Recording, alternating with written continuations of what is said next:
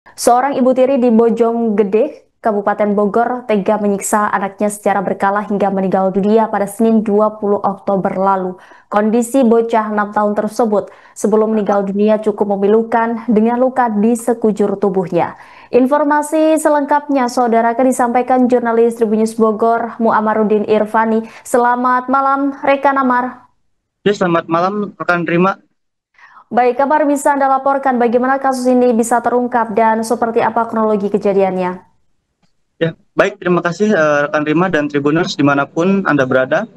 Jadi bocah berusia 6 tahun berinisial MAA asal Desa Rawa Panjang, Kecamatan Bojonggede, Kabupaten Bogor, tewas diduga akibat dianiaya oleh ibu tirinya berinisial RN yang berusia 30 tahun.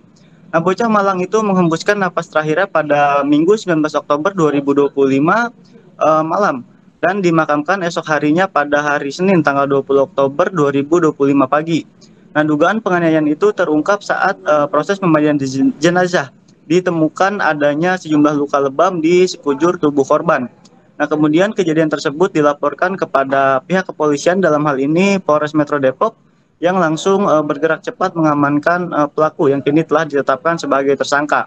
Nah, adapun kronologi kejadian tersebut itu berdasarkan pemeriksaan saksi-saksi bahwa pada hari Minggu tanggal 19 Oktober 2025 sekitar pukul 21.00 waktu Indonesia bagian barat, pelaku yang merupakan ibu tirinya itu menyatakan korban tidak berdaya dan ataupun sudah tergeletak. Nah, ironisnya pelaku itu justru membiarkan korban dan meninggalkan korban. Pelaku saat itu menyusul suaminya atau ayah kandung korban ke tempat kerjanya di wilayah Jakarta dan menyatakan bahwa korban tidak berdaya akibat terjatuh. Nah, kemudian ibu tiri korban bersama suaminya itu yang bekerja di tempat pemotongan ayam bersama-sama kembali ke rumah tepat pada pukul 23.00 waktu Indonesia bagian barat, melihat korban sudah terbujur kaku.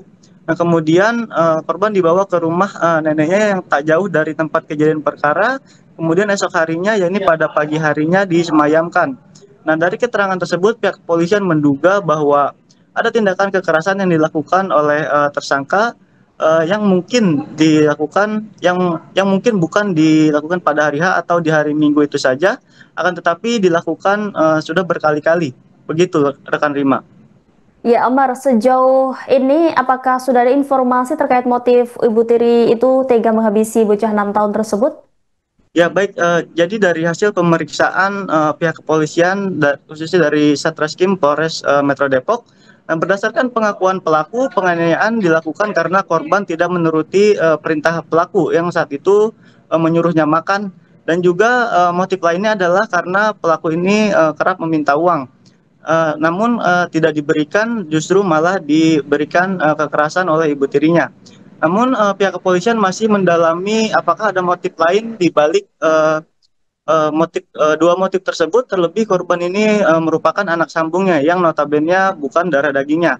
Nah, sementara itu pelaku sendiri ini memiliki dua orang anak yang dilahirkannya, namun tidak mendapatkan perlakuan demikian yang sama dengan korban, begitu. Ya, seperti yang kita ketahui bahwa pihak polisian juga sudah membongkar makam korban. Amar, apakah hasil dari ekshumasi korban dan apa yang ditemukan pihak kepolisian di sana? Ya, baik. Jadi Polres Metro Depok bersama tim dokter forensik dari RS Kramat Jati melakukan ekshumasi atau membongkar kembali makam korban di TPU Kalanganyar, Desa Rawapanjang, Kecamatan Bojonggede, Kabupaten Bogor pada hari Kamis tanggal 23 Oktober atau pada pagi hari tadi. Nah, proses ekshumasi ini dilakukan selama kurang lebih 1 jam, yang bertujuan untuk mendukung proses penyidikan yang telah dilakukan oleh Satreskrim Polres Metro Depok. Nah, kesimpulan dari ekshumasi tersebut, ya, ini ditemukan adanya pendarahan di bagian kepala yang kemungkinan besar menyebabkan meninggalnya korban. Nah, pasalnya dari pendarahan tersebut mengakibatkan aliran darah tidak lancar dan terjadi pembengkakan pada bagian otak. Nah, selain itu ditemukan juga adanya beberapa luka di sekujur tubuh korban, terutama di bagian punggung, ada beberapa titik dan luka di bibir. Nah, meski begitu, pihak kepolisian menduga penyebab utama kematian korban adalah luka di kepala yang diyakini akibat kekerasan oleh benda tumpul, begitu. Ya, kasus penganiayaan ini juga sempat dan bahkan jadi sorotan publik dan kemudian viral di media sosial, mengingat kondisi korban memang penuh luka di sekujur tubuhnya begitu. Rekan, seperti apa kesaksian dari warga atas kasus penganiayaan ini? Ya baik, jadi rupanya dugaan penganiayaan tersebut telah lama dicurigai oleh warga sekitar, yang mana warga sering melihat tubuh korban itu selalu dipenuhi luka semasa hidupnya.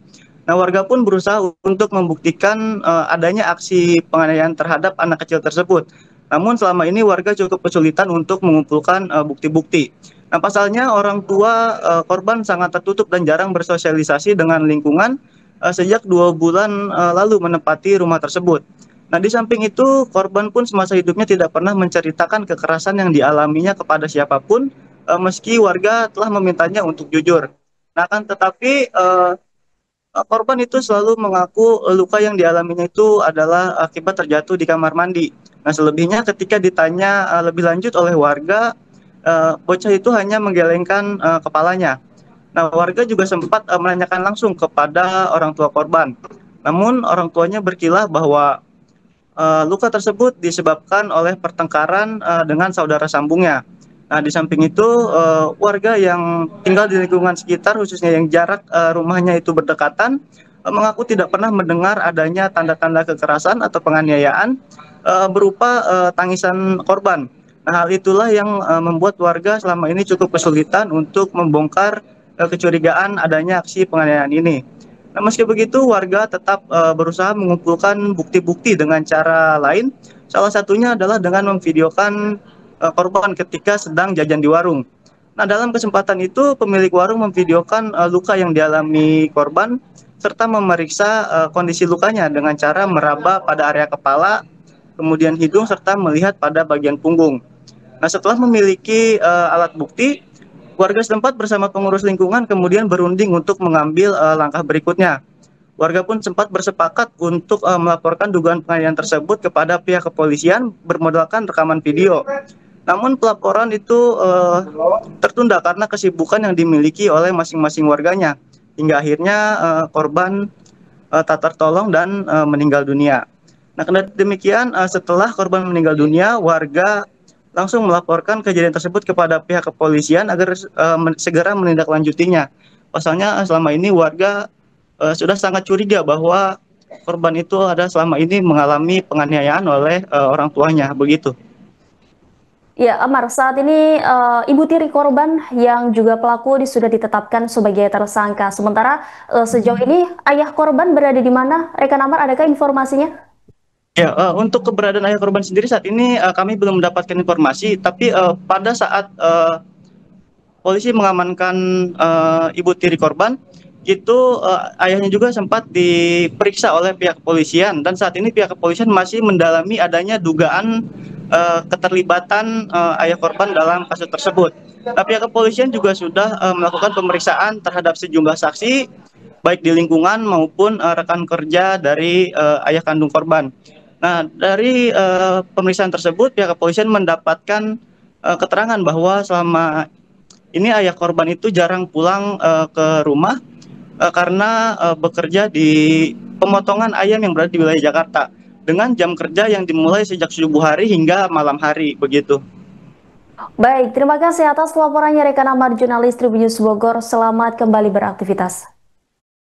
Kesimpulan sementara dari hasil proses yang dilaksanakan barusan, yaitu kami mendapatkan ataupun tim dokter menjelaskan bahwa adanya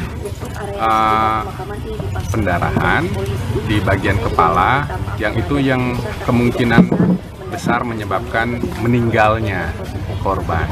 Jadi ada aliran darah yang tidak lancar dan bagian kepala ataupun bagian otak mengalami pembengkakan.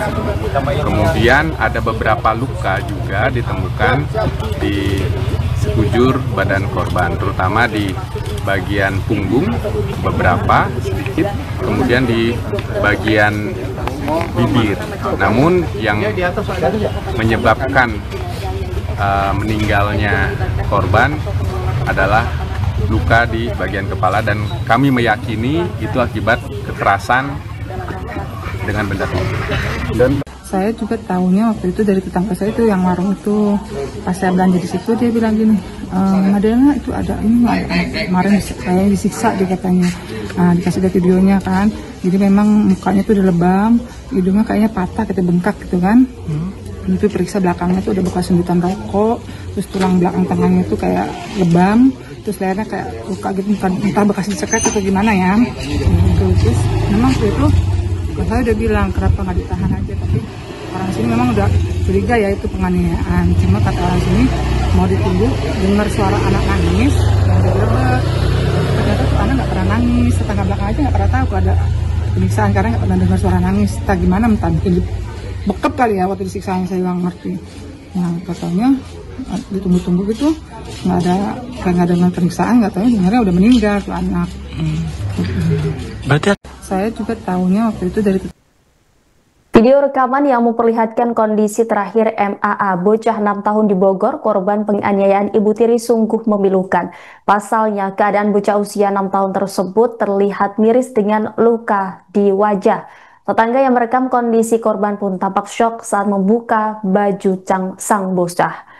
Warga di Desa Rawapanjang, Kecamatan Bojonggede, Kabupaten Bogor, Jawa Barat itu menemukan luka yang tidak wajar di tubuh bocah malang tersebut. Kondisi korban tampak memprihatinkan, yakni matanya bengkak, dahi benjol, gigi bagian bawah ompong, dan ada bekas darah di bibirnya. Di punggung korban juga tampak ada luka memar melintang di tengah kanan dan kiri. Lalu di bagian pinggang belakang terlihat ada luka bulat seperti bekas sundutan rokok. Kasus penganiayaan bocah yang dilakukan ibu tirinya itu masih diselidiki pihak kepolisian. Setelah melakukan olah TKP bersama pelaku, pada Rabu 22 Oktober, penyidik melakukan otopsi terhadap jasad korban. Pada Kamis 23 Oktober hari ini, polisi dan tim forensik membongkar makam sang bocah. Hal itu bertujuan untuk mendukung proses penyidikan yang dilaksanakan oleh pihak kepolisian. Ekshumasi dilakukan di makam korban yang dimakamkan di TPU Kalanganyar yang berada di wilayah Desa Rawapanjang, Kecamatan Bojonggede, Kabupaten Bogor. Kasat Reskrim Polres Metro Depok Kompol Madegede Oka Utama membongkar temuan mengejutkan setelah ekshumasi.